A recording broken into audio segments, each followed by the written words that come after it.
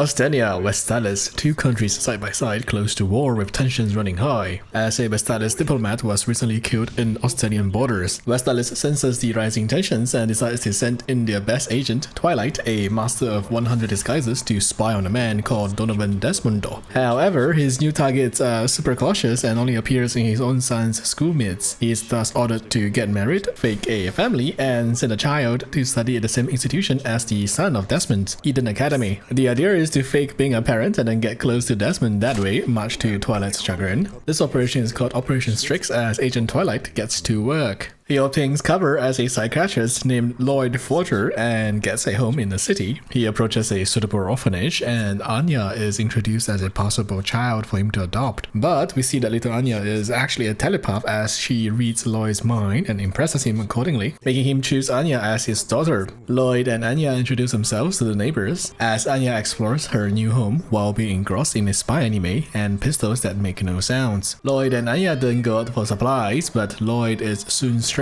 by Anya's animated and extroverted nature. His thoughts are read by Anya as she comes to a series of misunderstandings. Lloyd faces much parenting difficulty on the first day as he desperately tries to learn how to be a parent. The next day, Anya follows her new dad around despite his protests before finally resorting to blocking the door. Lloyd learns a bit more about Anya and realizes she was returned multiple times. Meanwhile, Anya herself has managed to gain access to his spy gear, and in the process of playing make-believe, she reveals a signal source to the Ostanian spies. Lloyd returns to his house and faces an ambush and also realizes Anya was missing. Meanwhile, a terrified Anya is kidnapped by Bushmaster 69. Bushmaster 69 reveals the pistol that doesn't make a sound, and soon Lloyd infiltrates their premises and brings Anya away. Scared Anya reminds Lloyd of his own troubled past as he takes her away. Lloyd tries to fake a sorry and sends her away, but Anya reads all his thoughts. Meanwhile, Lloyd makes quick work of Bushmaster 69's goons and soon the Bushmaster himself. He threatens Bushmaster with his daughter before sending him away. Later, however, Lloyd finds Anya waiting outside as she tells herself that her Chichi was a huge liar. Anya's worries, however, move Lloyd and he decides not to send Anya away as they take the rail home. Their plan thus continues and Anya takes the entrance test, and with her father's revisions, Anya manages to pass the initial entrance test, though exhaustion soon catches up with Lloyd as he lies on the ground. The father and daughter duo then learns that the next stage requires both parents to be present, and thus begins their search for a mother. His partner, the informant, fails spectacularly and thus Lloyd needs to find an actual wife this time. We soon see some girls gossiping and see a girl with lush black hair called Yor. She's got quite the aloof but likable personality, is 27 years old but has yet to be married. Speaking of that, it seems her brother is also concerned about her situation. Yor though lies about her single status and says that she's bringing someone to a future party. However, as she's contemplating her choices, her assassin boss calls and we see a 180-degree swap in character as Yor now possesses the persona of the Thorn Princess. Thorn-chan casually steps in and murders some fools with a lovely blush. However, this mission, while successful, kinda screws up her only dress, so a dressmaker visit is in order. Meanwhile, Lloyd's spy partner arrives with the information of all eligible females in the country.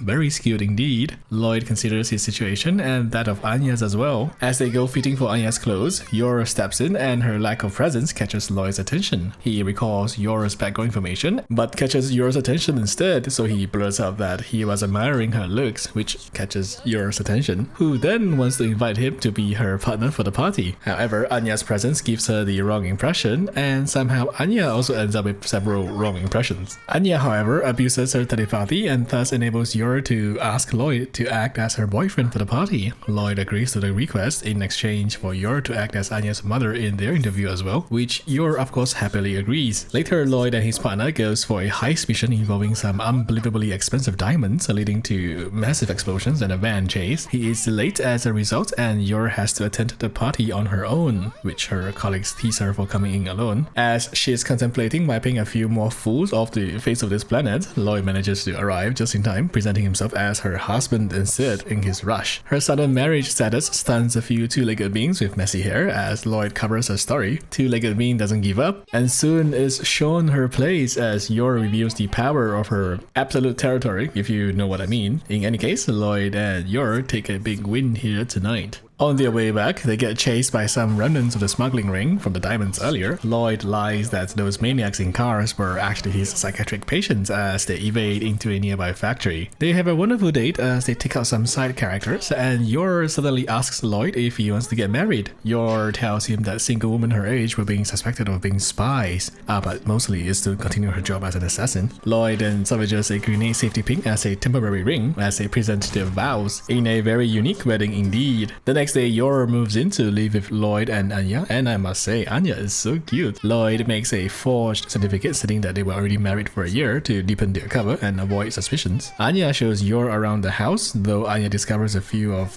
Yor's assassin weapons in the process. Lloyd then begins the little preparations for the interview, but both kinda give answers not quite what Lloyd or most normal people were looking for, making him almost break down. They decide to go out to experience what family outings were like for the upper class, though Anya's telepathy doesn't quite help the situation here. They go to an opera house where Anya promptly dozed off, an art exhibition where Anya and Yor were fixated on certain things. They then order-made their formal clothes in preparation, though Anya perhaps listened to some things she shouldn't have. After a break in the park, Yor flies in to stop a robbery. Anya uses her telepathy to isolate the robber in question and leads Lloyd to the suspected robber. Lloyd then goes off and takes him down, although perhaps causing some extra attention that his inner spy wouldn't have liked. Nonetheless, the granny's gratitude was rather evident as Anya thinks Lloyd is a tsundere while being lovey-dovey with Yor. And on the day of the interview, the family makes their final battle preparations as they face the final boss known as the Eden Academy interview session. They step into the academy, both Lloyd and Yor spot academy staff observing and taking down notes for everyone who is in. Sure enough, hidden teachers and staff were already grading the newcomers as Monaco Oji-san starts his elegance test. The family bows down before the founder and goes through the academy, helps a boy stuck in the sewers, though that boy was there as a test, which Lloyd's family has failed. However, Yor brings out a change of clothes and turns the situation around. Then an unintentional farm stampede occurs. Lloyd and Yor then has to save some dumb kids and mentally challenged parents, destroying their clothes once again. Anya realizes that the cow was actually very scared as the animal stampede stops. Elegant Oji-san is amazed and tells them that they are qualified to be at Eden, but their second change of clothes kinda makes that irrelevant. Lloyd, Anya, and Yor then prepares for their interview, and we see a fat, useless interviewer whose pure existence is the bane of society. Little kids, young people, and boomers like him, be sure not to be a douche, okay? Anyway, the interview goes okay, but the douche-old boomer continues his rude questions. Fat, rude boomer soon crosses the line, asking BS if Anya prefers her old or new mother. Lloyd thus shows the fat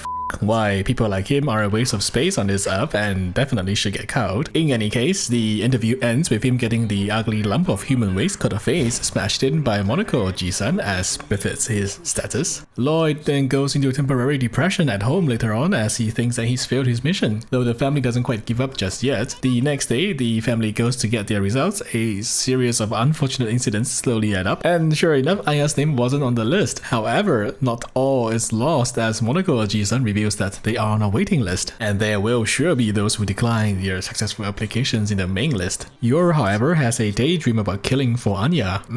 Yeah. Soon a call arrives and Anya is accepted. They have a celebration and Anya was offered a gift, a present of sorts, so she obviously says that she wants to experience the same thing that was in the Bondman spy anime, aka roleplay. Lloyd's assistant informant helps Anya out and Lloyd agrees, this time using his status as the top spy to conduct a massive roleplay operation at a currently vacant castle. As Lloyd gets sent a plane and the family then goes over to the castle, much to Anya's delight. But soon the empty castle deflates Anya's spirits and soon Lloyd has to go further. We see spies deploy from all over via airdrop and boat their way over to the castle, and the castle is soon filled with many actors. Lloyd's colleagues give their all for the mission to act out as enemy mobs even though they don't exactly know what's going on. Lloyd's informant kidnaps Princess Anya and Lloyd set off to rescue the princess as Lloydman. He faces his colleagues who now stand in his way. He promptly gets past them all while mesmerizing them at the same time. Anya seems to be having a lot of fun as a ball firefight occurs. Lloydman reenacts the scene perfectly as he faces the final boss, a drunken Yor witch who somehow uses physical attacks. In any case, nothing actually happens and Lloyd successfully rescues the princess, concluding this wonderful evening and our first little episode as well, as we see Anya promising Lloyd that she is gonna do her best for school. Make sure to stay tuned for the next one and subscribe if you liked the video. Take care and goodbye.